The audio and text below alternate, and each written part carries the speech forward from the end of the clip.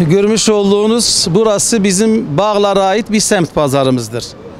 Bu yenici makinamızı son modern, son sistemle bizim belki Doğu Güneydoğu bölgemizde hatta birçok ilimizde olmayan son modern cihazlarla donatılmış bir makinedir.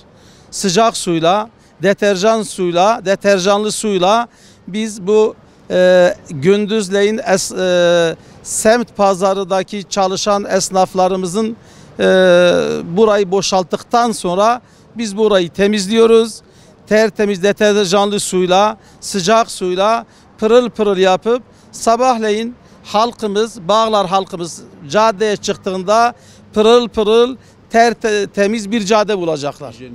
Hijyenik, tertemiz, modern bir şekilde biz burayı temizliyoruz efendim. İnşallah ileride Bağlarımızı rahatlatacak bir şekilde güzel hizmetlerimiz devam edecek.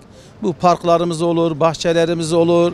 Bazı hatta şöyle bağlarımız, eski bağlarımız dar kapsamlı, dar caddeleri olduğu için bazı caddelerini kapatıp o caddeleri sadece çocuklara bir oyun merkezi, oyun bahçesi haline getiririz.